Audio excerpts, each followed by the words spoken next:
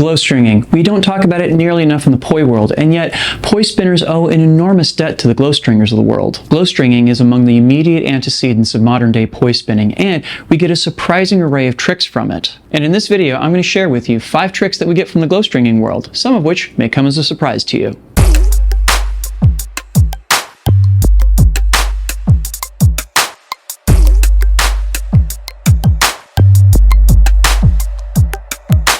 Drex here from DrexFactor Poi, sharing with you the love of poi spinning and flow arts to benefit your body and brain. And in this video, I'm counting down the top 5 tricks that we borrowed from the glowstringing world. Before we dive in though, I just want to give a quick shout out to the friends of the channel. Big thanks go to Dark Monk, Fire Mecca, Flowfests, Flow Toys, Pyroterra Light Toys, and Ultra Poi for helping to make the videos on this channel possible. You can learn more about all these amazing companies and the work that they're doing to support flow artists like yourself by checking out the links down in the description of this video. And just to put a massive thank you out there to Pekha Pekkonen for having supported this channel for so very long.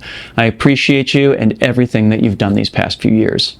Okay, so just the smallest amount of background here. Modern-day poi spinning is descended from a number of different arts or takes inspiration from them.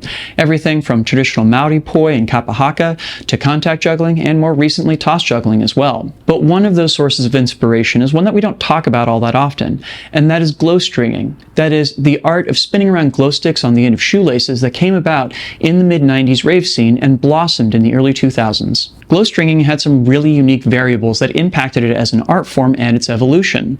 It's meant to be performed in crowded spaces, so the prop had to stay pretty close to the body, and you couldn't open up into a lot of volume, so you still had to come up with stuff that looked really impressive. Glowstringers had to get really creative in how they would do that. Now, there are no shortage of movement arts around the world that involve just swinging around an object on a flexible tether. But what's different about glowstringing is that it's really deeply embedded into the DNA of present-day poi spinning. In fact, I'm willing to bet you that a bunch of the tricks that we get from glowstringing are ones that you had no idea came from that source. And I'm going to prove it right here. So let's dive in. Trick number 1, elbow and wrist wraps.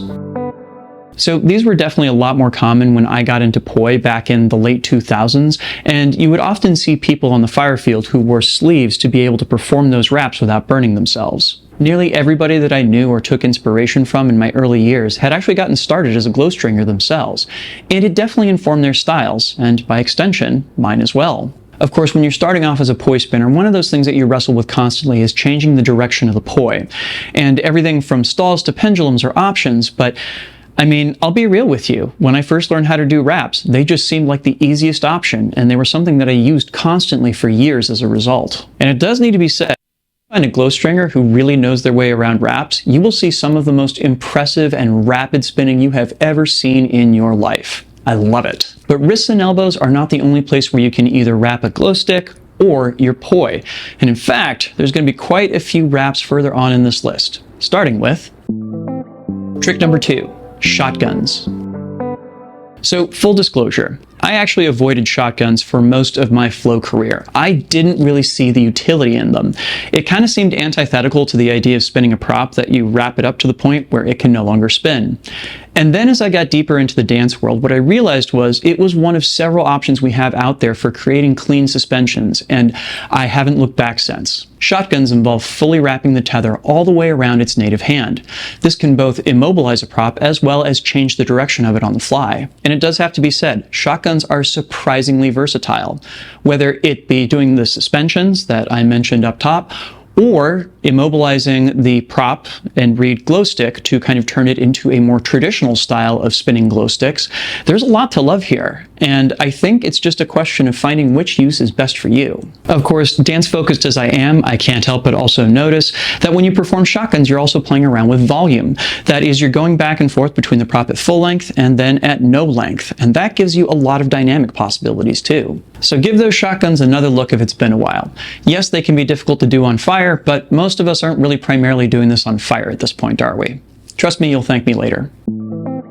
Trick number 3, the Superman. Yeah, so I guess this is kind of a wrap too, although it's a really specialized one because it only goes around our waist. The Superman, or as it was originally called, the one-handed Superman, is a 2-poi, 1-prop trick that involves rapid wraps that go around the waist, as well as a 2-beat weave that happens on the thumb end. And man, I remember when this trick blew up back circa 2010 or 2011. We had just had a huge influx of glow stringers come into the poi world, and they brought this little gem with them. And man, every poi spinner wanted to learn how to do it. Of course, there's a whole family of tricks that come along with it. I'm pretty sure both the Superman and the Fantastic Four were originally mapped out for glow stringers before being brought over to poi. And it has to be said, both of them are still classics to this day, and I still see them performed all the time. So now that we've wrapped around our wrists and elbows, our hands, and our waist, that's gotta be it, right? We're done with the wraps on this list. Well, trick number 4, spiral wraps. Yeah, so I'm betting if there's one trick on this list that comes as at least a little bit of a surprise to those of you out there watching, it's gonna be this one. Spiral wraps have been such an integral part of poi spinning for so long. I'm willing to bet that most people who do them don't realize they got started in the glow stringing world. But if you know what to look for, the providence of this trick is really obvious.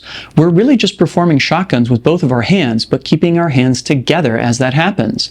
This means that the prop wraps around both hands instead of just one. And I do think it has to be said, there is a reason why this trick is such a classic both among poi spinners and glow stickers. Not only does it do that same trick that shotguns do, where we go between small and large volumes, but also for two different cultures that are really into creating patterns, this creates a really beautiful one.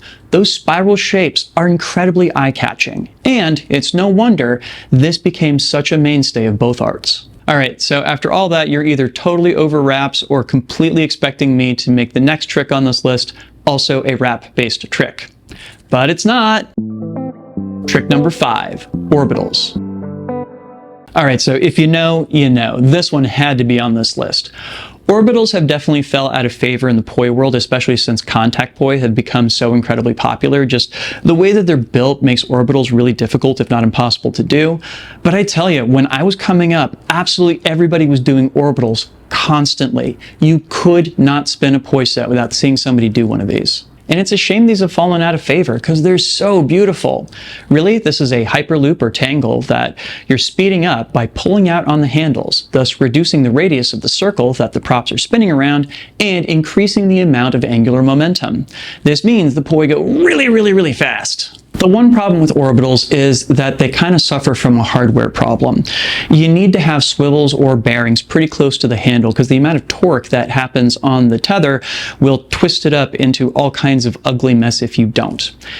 And unfortunately, they're really the only trick that you can do with that setup. And because of that, they fell out of favor a long time ago. And I think it's a shame because they look really cool. And of course, all of us that have wrestled with them know the pain of trying to find the exit for an orbital.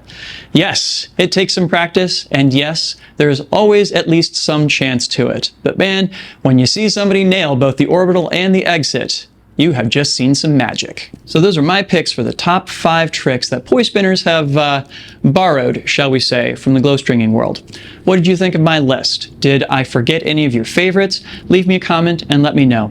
Also, make sure to like, share, and subscribe to help other people find this video and to help my channel grow. If you dug the glow stringing throwback pair of poi I was using in this video, these are Helix Poi Pros from Ultra Poi, and you can get 10% off your own set when you use the promo code DrexFactor with a 0 instead of an O at checkout. Link down in the description.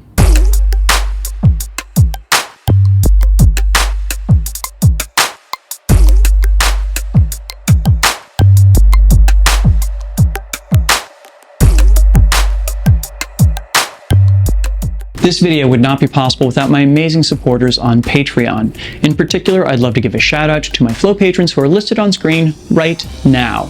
Thank you, you all rock.